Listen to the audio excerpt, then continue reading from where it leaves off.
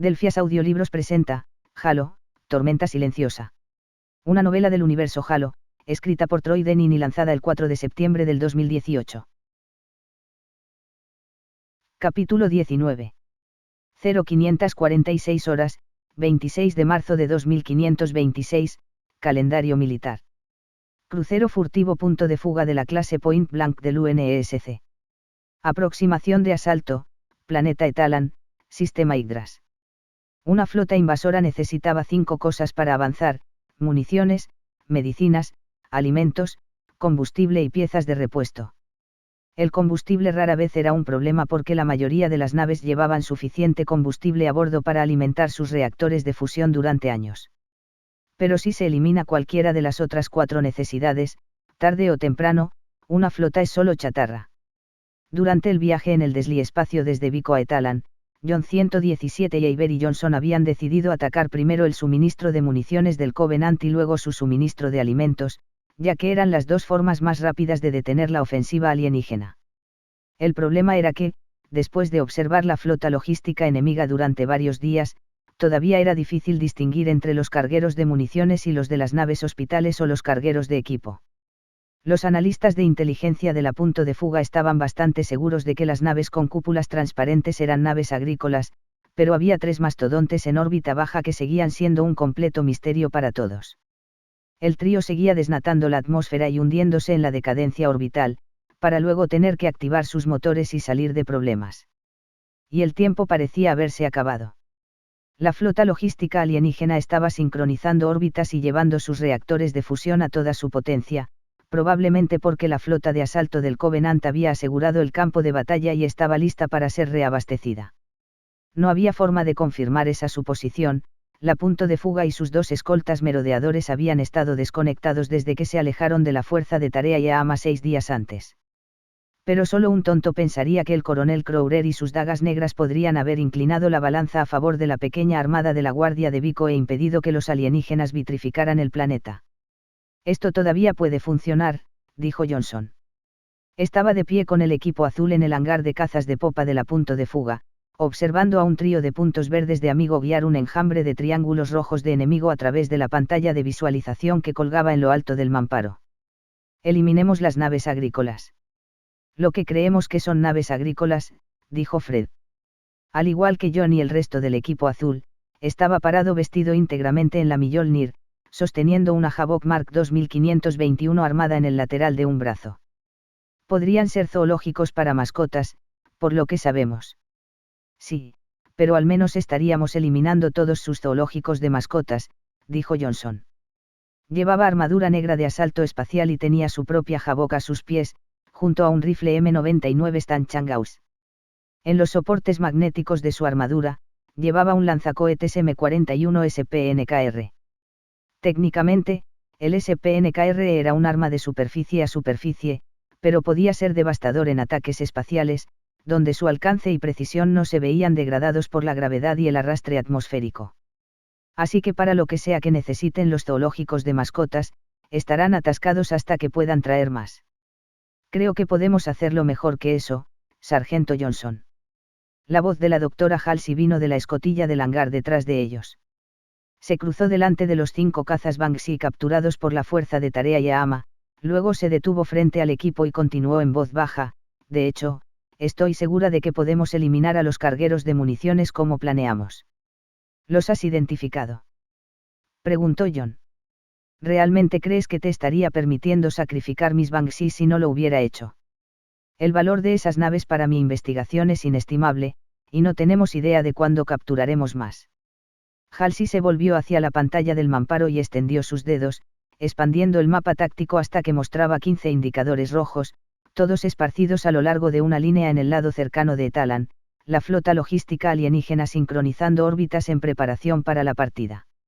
Señaló a un trío de diamantes carmesí que aún se preparan para salir de una órbita baja. Esos grandes desnatadores son los cargueros de municiones. Sin ofender, dijo Avery Johnson, pero ¿cómo puedes estar segura? Su placa frontal giraba entre Halsey y el mapa táctico, donde 20 puntos verdes se sumergían en el pozo gravitatorio de Etalan, volando a través de la masa de triángulos y cuadrados rojos que se habían levantado para encontrarse con ellos. Cada punto verde representaba un caza de asalto S-14 Baselard de ataque espacial con una tripulación de 2 personas, mientras que los símbolos rojos representaban 2 tipos diferentes de cazas alienígenas, triángulos para cazas Banshee exoatmosféricos y cuadrados para una embarcación mucho más grande y mortífera, apodada Serafín. Afortunadamente, había muchos triángulos Banshee y solo unos pocos cuadrados Seraph en el enjambre, y John tenía la esperanza de que el escuadrón de Baselards pudiera penetrar en la pantalla de los cazas enemigos. Los 4 Baselards en el centro de la formación estaban tripulados por Spartans que llevaban una Havok. Si pudieran acercarse lo suficiente a las 4 naves logísticas identificadas en el mapa táctico por los octógonos rojos, los 8 Spartans harían caminata espacial y usarían los cazas vacíos como señuelos mientras infiltraban sus Havoks a bordo de las embarcaciones objetivo a través de un hangar, una esclusa de aire o incluso un puerto de cañones de plasma. Era una misión arriesgada, pero a John le pareció que estaba a la par del curso últimamente. Los Spartans habían sido creados para servir principalmente como una fuerza de alto impacto contra las formaciones de superficie enemigas, por lo que cualquier operación espacial en la que estuvieran involucrados con vehículos espaciales estaba llena de peligros para los que no estaban preparados. Durante una misión de caminata espacial, un Spartan podría perecer fácilmente por un golpe de plasma o una colisión fortuita, y así de fácil, un soldado con 8 años de costoso entrenamiento de élite, protegido por una armadura que costaba tanto como una nave estelar del UNESC, se habría ido. Pero si algo había quedado claro después de luchar contra el Covenant durante unos pocos meses, era que la humanidad necesitaba luchar contra los alienígenas como fuera posible, incluso si eso significaba asumir un riesgo excepcional para una operación con este tipo de potencial para hacer retroceder al Covenant. Los analistas de inteligencia se sentían seguros de que las naves representadas por octógonos rojos eran cargueros de equipamiento que transportaban las piezas de repuesto y las materias primas necesarias para mantener operativa la flota de combate enemiga. Si esas naves pudieran ser destruidas, la flota del Covenant se vería obligada a evitar luchar hasta que se consiguieran más reemplazos, un proceso que retrasaría su calendario de invasión en al menos un mes. Y en esta guerra, el respiro de un mes bien podría significar la diferencia entre la supervivencia de la humanidad y su destrucción. Pero los Spartans eran demasiado valiosos y raros para arriesgarlos a la ligera. Kurt 051 y Joshua 029, que lideraban los equipos verde y dorado en el ataque, tenían instrucciones firmes de abortar su misión si parecía que los Baselards de los Spartans no alcanzarían sus objetivos. Y, por supuesto, había un plan de recuperación flexible pero robusto con 5 contingencias diferentes para recuperar a cada Spartan, independientemente de que los ataques tuvieran éxito o no, o incluso de que se intentaran. A pesar de esto, John conocía lo suficientemente bien a sus compañeros Spartans como para saber que lo último que les preocupaba eran las contingencias que abortaran la misión. Ellos harían lo que fuera necesario para completar el objetivo.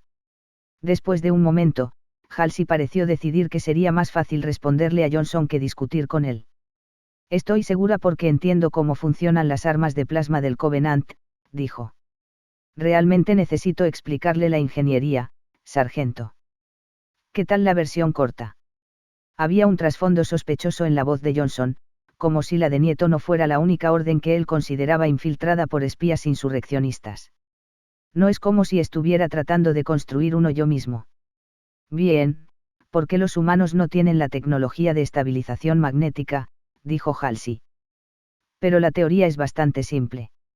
Una cantidad de gas portador licuado pasa a través de un arco eléctrico, donde es despojado de electrones y transformado en plasma térmico. Luego se confina dentro de una cápsula magnética y se lanza a un objetivo. Así que los desnatadores de aire recogen el gas. Preguntó Kelly. Y lo enfrían y comprimen en una forma licuada. Sí, dijo Halsey. Por eso se han estado sumergiendo en la atmósfera de Talan.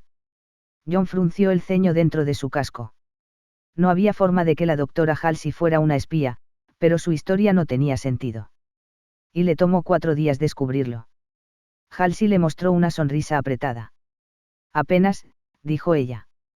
Lo descubrí 5 minutos después de que llegáramos. Y esperaste hasta ahora para decírnoslo. Dijo Johnson, levantando la voz. Estás loca. Podríamos haber planeado. Ningún plan es adecuado si el enemigo conoce tus intenciones, interrumpió Halsey. Y es imposible estar seguros de qué tipo de tecnología de comunicaciones tienen a su alcance los espías insurreccionistas que estamos hospedando. ¿Nos está diciendo que todavía hay espías a bordo de la punto de fuga?, preguntó Linda. Como Avery Johnson, ella tenía un SPNKR en su montura magnética y un rifle M99 Stanley Gauss descansando en la cubierta a sus pies. Entonces, ¿por qué siguen vivos? No sé quiénes son, dijo Halsey. O incluso si están a bordo. Lo único que sé es que esta nave tiene más bichos que la cocina de mi primer apartamento. ¿Y no se los ha quitado?, preguntó John. No, y no voy a hacerlo, dijo Halsey. Son vitales para mi estrategia operativa. ¿Qué estrategia?, preguntó Johnson. Se volvió hacia John y habló por el canal del equipo. ¿Te habló de alguna estrategia operativa? Halsey se dio la vuelta y se dio un golpecito en la oreja. ¿Puedo oírlo, sargento Johnson? Sigue siendo una pregunta justa, dijo Johnson. ¿Y desde cuándo sabe que el teniente comandante Nieto tiene espías bajo su mando? He sabido que Nieto es un espía desde el informe posterior al combate sobre Seoba, cuando expuso la edad de John, dijo Halsey. Solo hay una forma de que haya podido obtener esa información, así que revisé mi oficina y mi laboratorio para buscar dispositivos de escucha. ¿Y encontraste algo?, preguntó John. Oh, muchos, dijo Halsey. Algunos bastante sofisticados. Casi pierdo el minador de datos en los sistemas de mi laboratorio. Eso me hace sentir mejor.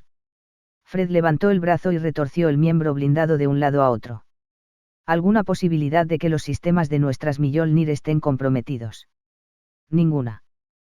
¿Cómo lo sabes?, preguntó John. Halsey parecía confundida por la pregunta. ¿Por qué sigues vivo, John? Héctor Nieto ha estado tratando de destruir el programa Spartan 2 desde el momento en que se enteró de él. Yo debería haber visto lo que estaba haciendo antes. Deberíamos haberlo visto también. Kelly inclinó su casco hacia los demás, sugiriendo que todo el equipo debería haber sospechado más del hombre, y luego dijo, ¿estás segura de que nuestros sistemas están limpios? Lo último que necesitamos es una subrutina que bloquee nuestra armadura en medio de una batalla. Estoy segura, dijo Halsey. Nieto no es el único que sabe cómo usar los dispositivos de vigilancia. El módulo de mantenimiento no ha sido violado. Así que digamos que con una confianza del 90%, dijo John por el canal del equipo. Hagan que sus computadoras de a bordo realicen una comprobación de diagnóstico de los sistemas de sus trajes y, a continuación, ejecuten uno en la propia computadora. Si algo parece curioso, puedo oírte, le recordó Halsey. Y no los dejaría salir si hubiera alguna posibilidad de que sus sistemas estuvieran comprometidos. Sí, lo harías, dijo Johnson. Los Spartans pueden ser tus creaciones, doctora Halsey, pero son soldados. No le estás haciendo un favor a nadie tratando de endulzar eso. Halsey pensó por un momento, y luego asintió. Se volvió hacia John y le dijo, será mejor que pongamos esa confianza en el 80%, entonces. Una de las personas de Nieto pudo haber estado en el módulo de mantenimiento antes de darme cuenta de que había un problema. Me parece justo, dijo Johnson. Ahora, sobre tu estrategia operativa. ¿Qué pasa con eso? Johnson simplemente ladeó su casco, un gesto de frustración que había aprendido de los Spartans. Halsey suspiró. Supongo que tienes razón. Levantó la vista hacia la pantalla del mamparo, donde el mapa táctico mostraba las diversas persecuciones entre los cazas alienígenas y los cazas Baselard de la punto de fuga, que no habían cesado. El escuadrón de Baselards que se zambullía en el pozo de gravedad de Etalan estaba disparando a través de los enjambres de cazas enemigos y se dirigía hacia la órbita de la flota logística, y John supo que no pasaría mucho tiempo antes de que los dos equipos de Spartan que estaban en el centro de la formación tuvieran que fingir que habían destruido sus naves e ir al espacio. En lugar de misiles, los Baselards de los Spartans llevaban cápsulas llenas de escombros encadenados que ayudaban a camuflar su armadura Mjolnir de los perseguidores, y, con un poco de suerte, provocarían unas cuantas colisiones de alta velocidad. Un trío separado de Baselard señuelos se estaba acercando a la punto de fuga desde una órbita ligeramente más baja, con otro enjambre de cazas enemigos en sus colas. Estos Baselards eran parte de una segunda misión que tendría como objetivo los cargueros de municiones. El plan pedía que el equipo azul se infiltrara en las naves de municiones llevando una Banshee capturada directamente a uno de sus hangares. Una vez dentro, los Spartans y Johnson estrellarían sus Banshees en un área donde sería difícil deshacerse de los cazas, luego activar los temporizadores de 30 segundos en sus AVOX, dejarlos dentro de las cabinas de mando, y salir saltando al espacio para una recogida de merodeadores. Como medida de precaución contra la pérdida de los 12 Spartans de la fuerza de tarea Yama en el mismo ataque, la misión del equipo azul solo sería un adelante si pareciera que la misión de los equipos verde y dorado estaba procediendo según lo planeado. Hasta ahora, ese parecía ser el caso, y los 3 señuelos guiarían a sus perseguidores más allá de la proa del punto de fuga en 9 minutos. Dado que a Johnson y al equipo azul les llevaría 5 minutos encender sus Banshees capturadas y otros 2 minutos despresurizar el hangar, no le quedaba mucho tiempo a la doctora Halsey para explicar las sutilezas de una de sus intrincadas estrategias. Tendrán que confiar en mí en los detalles de mi estrategia por ahora, dijo. Pero uno de los dispositivos que capturamos de la nave derribada en Seoba era un mapa holográfico del desliespacio. John casi jadea. ¿Y puedes leerlo? Un poco mejor cada día, dijo la doctora Halsey. De hecho, creo que estoy en camino de descubrir el principal depósito de suministros del Covenant para esta área del espacio. ¿Bien en camino, preguntó Johnson. ¿Qué significa eso, exactamente? Que he identificado varias posibilidades, dijo Halsey. Si tenemos éxito aquí y forzamos a la flota invasora a reabastecerse, seré capaz de reducir ese número a 1. Y luego podemos deslizarnos y bombardearlo, dijo John. Las implicaciones eran enormes. Incluso un ataque fallido al depósito de suministros del Covenant obligaría a los alienígenas a desviar recursos para defenderlo. Y destruirlo de verdad. Eso no solo sacudiría su confianza, sino que erosionaría su capacidad para llevar a cabo operaciones ofensivas en esta parte del espacio ocupado por los seres humanos. Me gusta. Pensé que así sería. Halsey señaló al trío de desnatadores de aire. Pero primero tienes que eliminarlos. Es la única manera de forzar la mano del Covenant. Capítulo 20. 0559 horas, 26 de marzo de 2526, calendario militar. Crucero furtivo. Punto de fuga de la clase Point Blank del UNESC. Aproximación de asalto, planeta Etalan, sistema Yggdrasil. Ninguno de los cazas Banshee capturados parecía apto para el combate. Sus cascos habían sido cuidadosamente acribillados con agujeros de cañón, sus alerones y estabilizadores de cola habían sido volados a la mitad, y sus símbolos de identificación habían sido oscurecidos por el hollín o los arañazos. Las estrellas de impacto y las grietas de tensión habían sido pintadas a través de las antenas integradas en los doseles, una precaución para explicar su silencio de comunicación a cualquier piloto del Covenant que estuviera comprobando visualmente la nave. John estaba bastante seguro de que si la doctora Halsey hubiera conocido el equivalente de un Banshee de un neumático pinchado, ella también lo habría añadido, como una forma de cubrir cualquier deficiencia en las habilidades de pilotaje del equipo azul. Afortunadamente, los Spartans habían pasado la mayor parte de su tiempo libre en el hangar de los proyectos de la doctora Halsey aprendiendo a manejar todo tipo de equipos capturados del Covenant, y eran pilotos decentes. Aún más afortunadamente, todas las Banshees estaban al menos en buenas condiciones de funcionamiento y eran capaces de aguantar una pelea de perros, y John tenía todas las razones para creer que se mantendrían unidas el tiempo suficiente para que él y el resto del equipo azul se metieran en el medio de la flota logística alienígena. Una vez que la escotilla del hangar se cerró detrás de la doctora Halsey, John hizo un movimiento de giro con su dedo, señalando al equipo que tomara sus AVOX y cargara. Se metió en la Banshee central, recostado sobre el cojín del piloto y asegurando su propia Havok a una montura magnética temporal en la parte posterior de su armadura Mjolnir. John bajó el dosel opaco y selló la cabina, luego puso en línea la unidad de impulso del caza y activó la consola de instrumentos. No podía leer ninguno de los símbolos que aparecían en los paneles de lectura holográfica, pero después de algunas lecciones de la doctora Halsey, él y los otros 4 pilotos de Banshee, los otros miembros del equipo azul y Avery Johnson, habían aprendido a través de la prueba y el error qué paneles necesitaban vigilar de cerca. Una vez que el panel de la unidad asumió un cálido resplandor ámbar y los símbolos permanecieron más o menos estables, levantó el arnés de estabilidad sobre sus flancos y caderas, y luego colocó sus manos en las empuñaduras de control a ambos lados de la pantalla de visualización.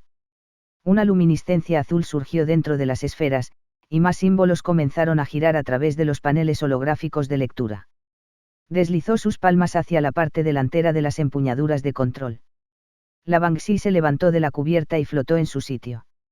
A través de la pantalla de gran angular, John pudo ver que las otras 4 Banshees también estaban flotando a 1 metro de la cubierta. Delante de ellos, un S-14 Baselard pilotado a distancia se encendía y temblaba en sus puntales, su boquilla de empuje simple brillaba de color naranja pálido con acumulación térmica. La voz gutural de la piloto a distancia de Baselards, que controlaría el S-14 desde una burbuja de observación situada en lo alto de la popa del punto de fuga, se oyó a través del canal de comunicaciones interno. Hangar despresurizado, dijo. Equipo azul listo. Una fila de LEDs, incluyendo uno para Avery y Johnson, parpadearon en verde dentro del casco de John. Afirmativo, dijo John. Equipo azul listo. Las luces del hangar se oscurecieron, luego las puertas exteriores se replegaron para revelar la pálida faz del planeta Etalan. El mundo entero se ahogaba en sus propias cenizas, con franjas de tierra gris pizarra entre cintas de humo aerotransportado de color perla. En una clara franja, John pudo ver un centenar de gigantescas plumas color carbón que se elevaban desde un lago naranja de lava tan ancho como su palma. 10 segundos, anunció la piloto a distancia. John no podía entender bien lo que estaba viendo en el planeta de abajo. Por lo que se le había dicho sobre el método de bombardeo orbital del Covenant, los alienígenas no podían vitrificar más de unos pocos kilómetros cuadrados de tierra a la vez, nivelando estructuras hechas por el hombre e incinerando la vida vegetal con haces de plasma tan calientes que derretían el sílice en la propia tierra. Pero lo que vio en Etalan estaba en un nivel completamente nuevo.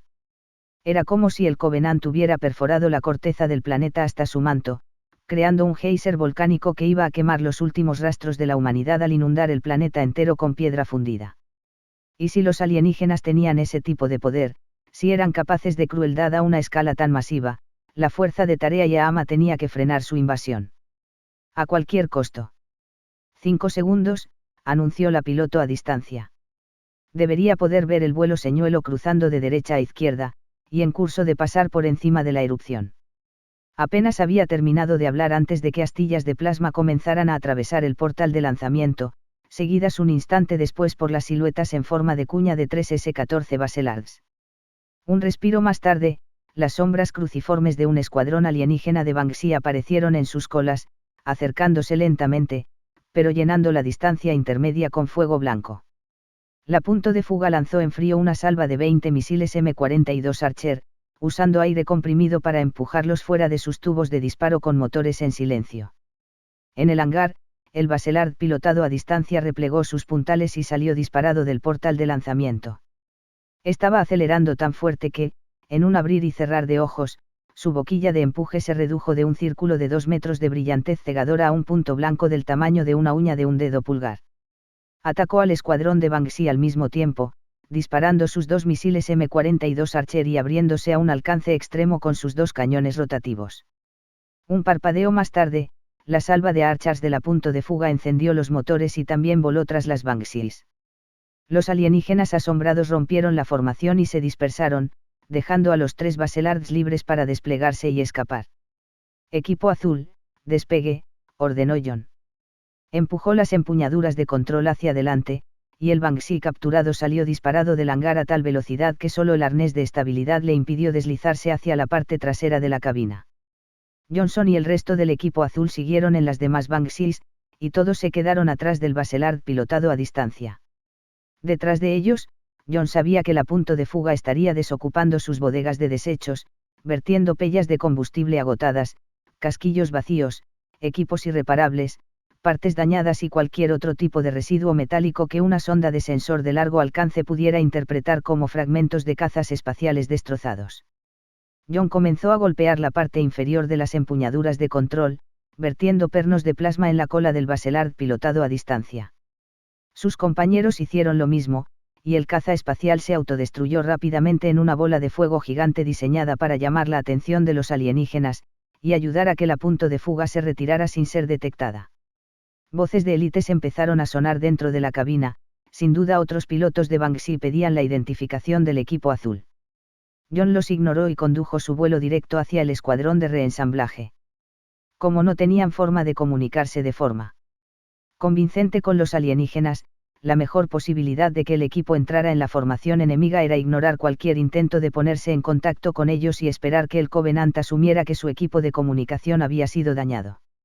¿Y si eso no funcionara? La punto de fuga y sus dos escoltas se mantenían cerca en caso de que el equipo azul necesitara una distracción.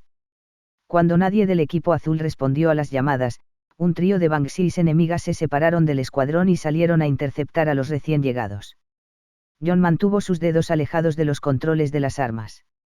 No tenía ni idea de cuál podría ser el protocolo alienígena para tales situaciones, y no quería encontrarse automáticamente respondiendo a un desafío o a una ráfaga de señales.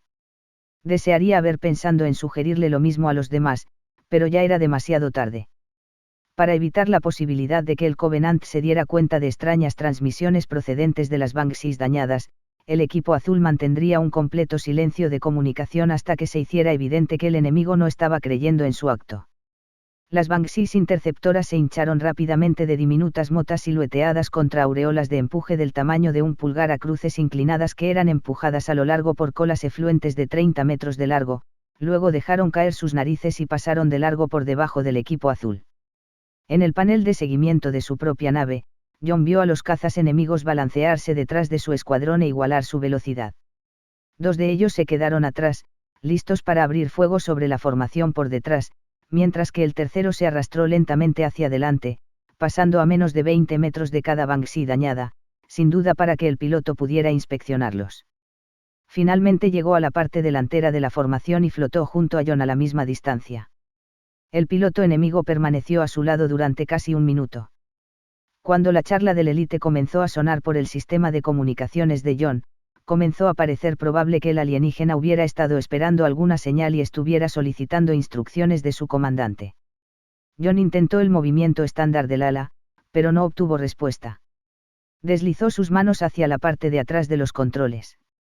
El Banshee respondió dejando caer su cola y levantando su nariz, y John rápidamente devolvió sus manos a la posición original. Más cháchara de comunicación llenó la cabina, y el inspector alienígena finalmente se adelantó al vuelo. Meció su propia nave de una manera similar a la que había hecho John, y luego dirigió todo su escuadrón de regreso al escuadrón principal. Una vez que todas las Banshees estaban juntas, el comandante de la unidad las alineó rápidamente por encima de la flota logística y comenzó a sincronizar las órbitas. Debido a que la órbita del escuadrón era mucho más alta, el proceso implicaría una larga serie de quemaduras de propulsor programadas para ponerlo en posición justo delante o detrás de la flota logística. John se relajó un poco. Habían planeado este ataque hasta el último detalle que se podía prever, y eso fue lo que le permitió manejar las pequeñas cosas que no tenían forma de predecir.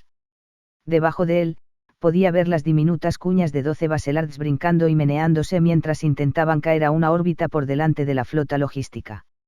Sospechaba que las 8 naves desaparecidas habían sido destruidas al pasar a través de la pantalla de cazas, pero el hecho de que el escuadrón no hubiera abortado su carrera sugería que los Baselards que llevaban a los equipos verde y dorado aún estaban intactos.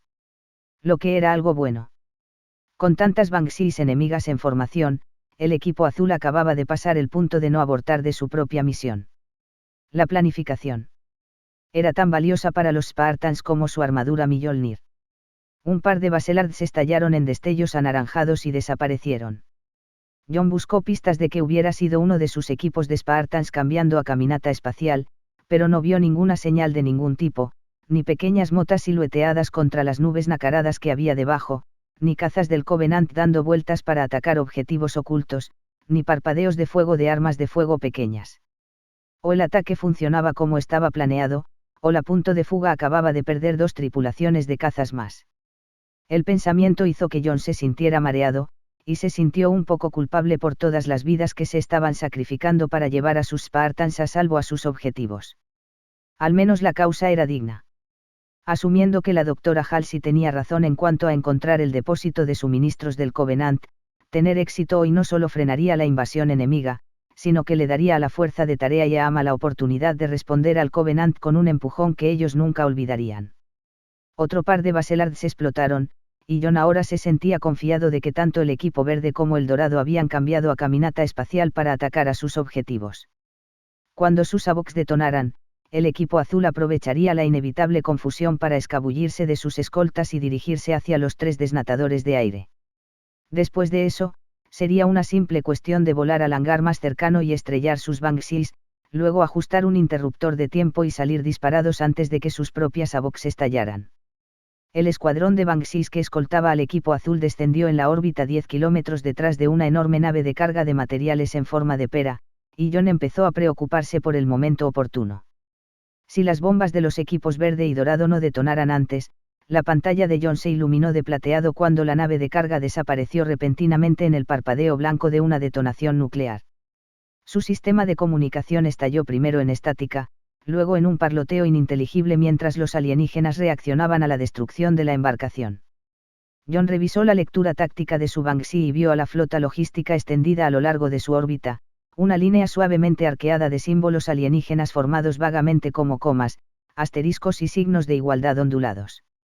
Otro destello blanco apareció en la distancia, esta vez tan lejos que era poco más que una bengala en el borde del horizonte gris de Etalan.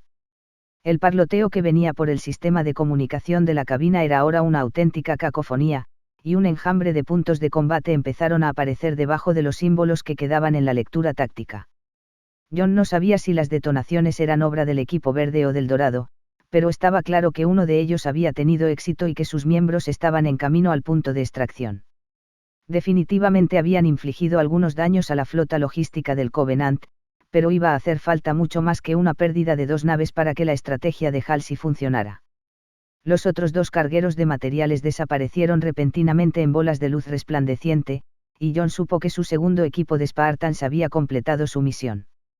Una detonación estuvo tan cerca que los instrumentos de su Banksee destellaron en dorado mientras el pulso de rayos gamma abrumaba su blindaje contra radiaciones.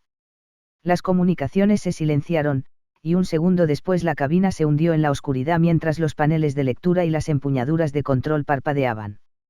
El horizonte gris de Etalan comenzó a inclinarse y a deslizarse más allá del dosel cuando la Banksee comenzó a caer lentamente, muerta en el espacio. ¡Qué basura!, comentó Fred en el canal del equipo. Llaman a eso protegerse de la radiación.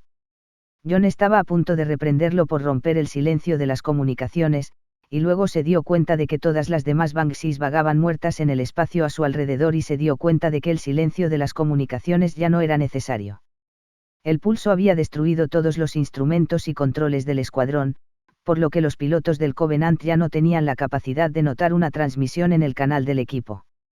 Y con las embarcaciones de logística desapareciendo una tras otra, los oficiales de comunicaciones en el resto de la flota iban a estar demasiado ocupados y confundidos para rastrear unas cuantas señales perdidas que probablemente sonaban como una explosión de estática de todos modos.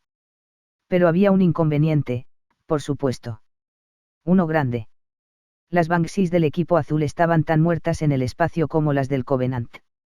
Si los Spartans se quedaban con su nave, estarían fuera de la batalla y eventualmente serían tomados prisioneros por los equipos de recuperación del Covenant. Lo que significaba que el equipo azul tenía que cambiar a caminata espacial, porque el único resultado de la misión peor que morir y activar el mecanismo automático de autodestrucción de su Mjolnir era no morir y permitir que el enemigo lo capturara. Todavía tenemos que eliminar su tren de municiones, dijo John por el canal del equipo. No necesitaba recordarles lo que la doctora Halsey había dicho, que eliminar los cargueros de municiones era la clave de su estrategia para encontrar el depósito de suministros del enemigo. ¿Alguien tiene contacto visual con esos desnatadores de aire? Tal vez, dijo Fred. ¿Qué aspecto tienen? Grandes y gordos, dijo Avery Johnson. Como un puro sobrellenado con un megáfono enorme en el frente. ¿Cómo sabes eso?, preguntó Linda. Porque estoy viendo a 2 de ellos ahora mismo, dijo Johnson. El primero va a pasar por debajo de nosotros en alrededor de, demonios, no lo sé. Pronto. ¿Rango de caminata?, preguntó John. Vas a hacer un ataque improvisado en caminata espacial. En estas circunstancias. Tenemos que hacer la caminata espacial de todos modos, dijo Fred. Estas Banksees están fritas. Y no hay manera de que un merodeador pueda recuperarnos de esta órbita, añadió Linda. No cuando pronto estará llena de naves de búsqueda y rescate del Covenant. Así que también podríamos hacer algo útil mientras estamos por ahí flotando, dijo Kelly. Están los desnatadores de aire al alcance. Para ustedes, locos, probablemente, dijo Johnson. Me he alejado de ellos ahora, pero mi telémetro tenía al líder a 52 kilómetros. Supongo que eso pone su órbita unos 10 kilómetros por debajo de la nuestra. 10 kilómetros no eran nada a velocidades orbitales, pero el momento podría ser difícil. Si el equipo azul no lograba transferirse a la órbita inferior a tiempo para interceptar a los objetivos, tendrían que descender a una órbita aún más baja e intentar alcanzarlos, o permanecer en una órbita más alta y esperar a que los desnatadores de aire volviesen a pasar por debajo de ellos de nuevo. Cualquiera de las dos maniobras tardaría tiempo en ejecutarse, y no había forma de saber cuán pronto la flota alienígena saldría de la órbita y huiría al desliespacio. Era ahora o nunca. Prepárense para la caminata espacial, dijo John. Como ya llevaban una armadura sellada, todo el proceso consistía en cambiar el suministro de aire a sus sistemas de respiración, una tarea que la computadora de a bordo realizó para John de forma automática. Tomaré el primer desnatador. Kelly tiene el segundo, Fred el tercero. Linda y el sargento, ya saben qué hacer. Había una razón por la que Linda y Johnson estaban armados con rifles de francotirador de conducción de masa M99 en lugar de los MA5C que todos los demás llevaban. Los M99 utilizaban tecnología de aceleración magnética para disparar munición de tamaño inferior a una velocidad tan alta que las balas creaban ondas de choque al pasar a través de sus objetivos. Las balas podrían no ser capaces de perforar el escudo de energía de un caza del Covenant, pero podían penetrar 30 centímetros de armadura de titanio, y en el vacío del espacio, su alcance estaba limitado solo por la precisión de la persona que disparaba. Habían sido incluidos en la carga del equipo para desalentar cualquier hostigamiento por parte de los Banshees y otras naves sin protección durante la extracción, pero podían desempeñar el mismo papel en la inserción de un ataque. 3 LEDs de estado parpadearon en verde dentro del casco de John, pero uno de ellos parpadeó en ámbar. Adelante, Linda. Los desnatadores de aire ya han desplegado sus cazas, así que no habrá mucho tráfico en los hangares, dijo. El plan original había requerido que John, Fred y Kelly simplemente aparcaran sus Banshees en un hangar, luego dejaran sus AVOX en la cabina y salieran a pie. Ahora que sus Banshees habían sido desactivadas, eso no sería posible. ¿Cómo evitarás los escudos de energía? John aún no había resuelto esa parte, pero Eiber y Johnson sí. No tendrás que hacerlo, dijo. Los desnatadores siguen retrayendo sus conos de recolección. ¿Y qué? Linda dijo. John se dio cuenta de lo que Johnson estaba pensando. Así que es muy difícil aspirar gas con los escudos de energía levantados. Se aseguró de que la abrazadera magnética que sujetaba la Havok a su armadura trasera estaba bien sujeta, y luego alcanzó la apertura manual del dosel. Si podemos interceptarlos antes de que aseguren los conos de recogida, no necesitaremos abordar. Pan comido, dijo Fred. Solo interceptamos una embarcación alienígena que viaja a 25.000 kilómetros por hora, nos deslizamos a través de su pantalla de cazas, aterrizamos en el casco el tiempo suficiente como para adherirle un artefacto termonuclear, y nos alejamos antes de que el artefacto detone. Técnicamente, no es necesario que te alejes, dijo Linda. Pero extrañaría tus ocurrencias, así que hazlo lo mejor que puedas. Todo el mundo se va a alejar, entendido. John liberó su arnés de estabilidad. Saltó en 3, 2, tiró del desbloqueo manual. El dosel se abrió y la descompresión lo sacó de la Banshee que giraba lentamente.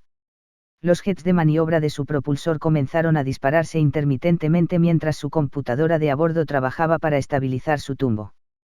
Sacó su rifle de asalto MA5C de sus soportes magnéticos y se esforzó por orientarse, tratando de mantener su mirada fija en la superficie gris de Talan y localizar las formas gordas de cigarros que Johnson había descrito. Al principio, todo lo que John veía eran Banshees inutilizadas que pasaban a la deriva. No le cabía duda de que los élites del interior se sorprendían al ver a los Spartans saliendo al espacio en medio de su formación. Pero hasta ahora ninguno de ellos parecía estar abriendo sus propios doseles para ofrecer batalla, lo que no era de extrañar. La mayoría de los pilotos no estaban equipados para el combate con armas ligeras en 0G. Una vez que su tumbo se estabilizó, John localizó un trío de tubos púrpura, con la longitud de sus dedos, que se deslizaban por la cara gris de Talan. Tenían centros abultados, conos visiblemente contraídos en la parte delantera y enjambres de manchas de cazas que se arremolinaban a lo largo de toda su longitud. Designó la nave líder como su objetivo. La computadora de a bordo de la Mjolnir colocó un punto de referencia en su HUD que apuntaba a un sitio justo por encima del horizonte del planeta, y luego inició una quema de propulsor. Líder azul en el vector de intercepción del objetivo 1. Tiempo estimado de llegada. John se detuvo mientras la computadora ponía la figura en su HUD, y luego se sorprendió momentáneamente por lo que vio. Aparentemente, iba a requerir una maniobra de empuje constante para alcanzar el desnatador de aire. Solo esperaba que la computadora dejara algo de propelente en reserva para que pudiera acelerar después de colocar la Havok. El punto de referencia subió un poco y el tiempo estimado de llegada se ajustó al alza. 5 minutos 20, dijo John. Estaré a tus 6, reportó Avery Johnson. A 1000 metros de distancia. Negativo, dijo John. Solo tenía 2 francotiradores disponibles en este momento, y quería que cubrieran a su gente, no a él. Ve con Fredo Kelly. Azul 2 y 3 tienen ángulos de intercepción más cercanos, dijo Linda. Seré capaz de cubrir a los 2 durante la mayor parte del camino. La mayoría no es suficiente, dijo John. No iba a arriesgarse a perder a Fredo Kelly para estar cubierto. No cuando Sam había muerto porque se había puesto delante de un perno de plasma destinado a John. De ninguna manera. Quiero a Azul 2 y 3 cubiertos por separado. John, tienes que superar el complejo de héroe, dijo Johnson. La disposición de Azul 4 hace el mejor uso, sargento, estoy al mando del equipo azul, dijo John. Hagámoslo a mi manera. Casi desearía que pudiéramos, Johnson respondió. Pero estoy comprometido con este vector. ¿Qué estás qué? Puedes gritarme, pero más tarde, de acuerdo. Linda dijo. Tuve que tomar una decisión rápida, y eso fue lo que decidí. El canal del equipo se llenó de estática y el espacio se iluminó de blanco cuando una Havok detonó detrás de ellos. Oh, sí, dijo Johnson. Fuego en el hoyo. Dejé mi Havok en la Banksy. John no necesitaba preguntarle al sargento de Estado Mayor Johnson su razonamiento. Lo último que el equipo azul quería era dejar testigos que pudieran describir sus técnicas de infiltración, y la detonación ayudaría a cubrir las aproximaciones de sus objetivos. Si un operador de sensor perspicaz derrotara el recubrimiento ablativo de su armadura y notara que algunos contactos se alejaban de la detonación, era muy probable que se atribuyera a los escombros de la explosión y no se investigara más a fondo. John suspiró. Estaba empezando a acordarse de Crowder, concentrándose en cuánto control tenía en vez de en hacer el trabajo. Bien pensando, sargento. Lo imaginé. El tono de Johnson era medio divertido y medio irritado. El viejo tiene algunos trucos bajo la manga. A estas alturas, el líder de los desnatadores de aire estaba a tan solo una docena de kilómetros por detrás de John y a unos 5 kilómetros por debajo de él, en una posición en la que podía echarle un vistazo sin tener que girar el casco a su alrededor. Se había hinchado hasta la longitud de su brazo, y para él se parecía más a un cigarro preñado que a un cigarro con mucho relleno. Su casco estaba forrado con bandas de luces azules que ocasionalmente parecían retorcerse o parpadear mientras un caza escolta pasaba por encima. Las propias naves caza no eran más que motas, demasiado pequeñas para identificarlas, y una indicación de lo masivo que era en realidad el carguero de municiones. El cono en su proa se había contraído hasta aproximadamente la mitad de su diámetro anterior. Ahora parecía que se deslizaba lentamente hacia el interior de la propia embarcación. Aún más alarmante, la popa arrastraba un tenue resplandor azul, una señal de que estaba encendiendo sus reactores y preparándose para salir de la órbita. El tiempo estimado de llegada del HUD de John le dio casi 3 minutos para interceptarlo. Observó el cono cuidadosamente, tratando de averiguar qué tan pronto estaría completamente retraído, ya que probablemente sería cuando la enorme embarcación reactivara sus escudos de energía. La construcción del cono parecía tan extraña como todo lo demás sobre los alienígenas. Por lo que John podía ver, consistía en 8 postes flexibles que ocasionalmente chispeaban y crepitaban con energía cuando eran arrastrados hacia la proa del desnatador de aire. Los paneles de gasa entre ellos parecían arrugarse como tela en un momento y parpadear como luz al siguiente, y desde el ángulo de John, no podía ver si se desvanecían en la proa con los postes o si simplemente se desvanecían en la nada. El cono había disminuido a un cuarto de su longitud original cuando las motas de los cazas comenzaron a derramarse por los lados del desnatador de aire. Al principio, John temía que regresaran al hangar para prepararse para romper la órbita. Pero cuando una cuarta parte de ellos permaneció en posición sobre la embarcación, se dio cuenta de que algo más estaba sucediendo. El misterio se resolvió unos momentos más tarde cuando un par de siluetas en forma de campana aparecieron sobre las nubes de ceniza de Etalan. Los escoltas de la punto de fuga se acercaban en una órbita retrógrada de baja altitud. Las dos Reisars estaban involucradas en operaciones de recuperación, sacando a los equipos verde y dorado de la órbita baja después de sus ataques. Pero, por supuesto, el Covenant no lo sabría. Los alienígenas asumirían que las dos naves se estaban preparando para un ataque en su carguero de municiones. John no había planeado que las operaciones de recuperación sirvieran de distracción para el ataque del equipo azul, pero estaba agradecido por cualquier ayuda que pudiera obtener. Lanzas de luz comenzaron a correr de un lado a otro cuando los dos lados abrieron fuego el uno contra el otro. Los ataques humanos parecían venir de la nada, aunque John sabía que era solo una ilusión. Cada merodeador estaba siendo escoltado por algunos de los Baselards de la punto de fuga, pero las naves caza del UNSC eran demasiado pequeñas para ser visibles a una distancia tan extrema. Cuando el tiempo estimado de llegada del HUD de John llegó a 2 minutos y 37 segundos, la computadora de a bordo emitió un sonido de advertencia. Apagó su propulsor principal y usó los jets de maniobra para girarlo, de modo que estaba descendiendo hacia el punto de intercepción al revés. 2 segundos más tarde, volvió a encender el propulsor principal y lo disparó con fuerza, desacelerándolo en preparación para sincronizar órbitas con su objetivo. Ningún sistema de ocultación era perfecto, e incluso los deflectors ablativos fijados a su propulsor no podían ocultar el repentino calor de una explosión de triaminohidracina que apuntaba directamente a un enemigo en alerta. En el siguiente latido, un puñado de manchas de caza salieron del pequeño enjambre que mantenía su posición por encima del desnatador de aire y se dirigieron hacia John. Solo había 8 de ellos. Pero cuando la única arma antiaérea de un soldado era un rifle de asalto MA5C, y la acción evasiva era imposible porque estaba en un vector de intercepción que no podía ser variado, eran 8 cazas de más. Sargento, ¿está viendo esto? Claro que sí, dijo Johnson. ¿Quieres que haga algo al respecto? ¿O preferirías manejarlo por tu cuenta? Las preguntas señaladas fueron obviamente un recordatorio del intento de John de anular la decisión de Linda de hacer que Johnson lo cubriera, pero el astuto sargento no era de los que se restregaban en un error sin ninguna razón. Estaba tratando de enseñarle a John una lección que no olvidaría, y a John no le habría importado tanto, si no fuera por el infierno que se le iba a desatar. Solo de Hills algo de qué preocuparse, dijo John. No pudo evitar pensar que Fred o Kelly podrían estar enfrentando la misma situación en este momento, sin apoyo, pero no había nada que hacer al respecto, excepto confiar en el juicio de Linda. ¿Puedes decirme qué clase de cazas son? Banshees, dijo Johnson. Los Seraphs fueron tras los merodeadores. Eso es algo, supongo. Los cazas Banshee eran más pequeños, estaban ligeramente armados y eran mucho menos resistentes que los Seraphs, principalmente porque los Seraphs tenían un escudo de energía. Todos ellos. Todos los que puedo ver a través de esta mira, contestó Johnson. Disparando por encima de ti. Sin movimientos bruscos, líder azul. No hay problema.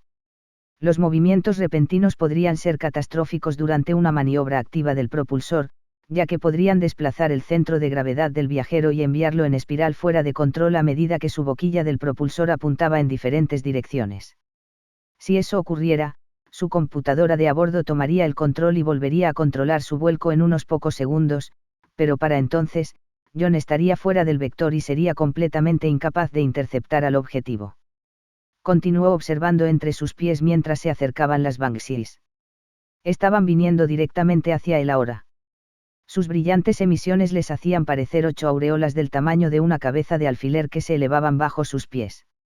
El escape de su propulsor era oscuro pero caliente, y creaba ondas de distorsión que hacían que los Yallows parecieran saltar y rebotar a medida que se acercaban.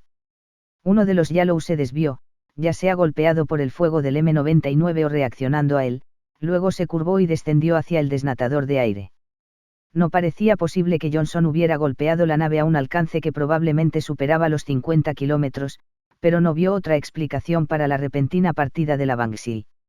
Lo conseguiste. Desde aquí hasta el final. Estoy bien, pero no, Johnson se cortó cuando las Banshees abrieron fuego, escondiendo sus Yallows detrás de un cegador chorro de pernos de plasma. John, aborta. Negativo. Los pernos de plasma del Covenant comenzaron a pasar por todos lados, pero no muy de cerca.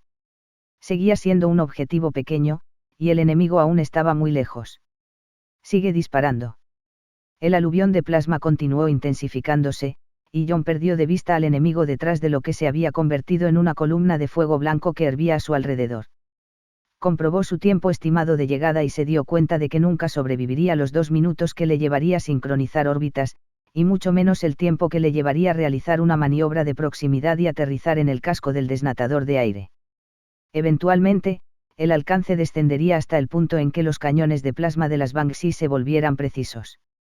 Por supuesto, el objetivo de Johnson con su M99 también se haría más preciso, pero todavía había 7 Banshees y solo un Johnson. Con la esperanza de oscurecer algunos de los sensores de puntería del enemigo, John vació el lanzagranadas del MA5C. El aluvión de plasma se detuvo por un momento, y luego se reintensificó rápidamente cuando las Banshee recuperaron la señal de calor de su propulsor.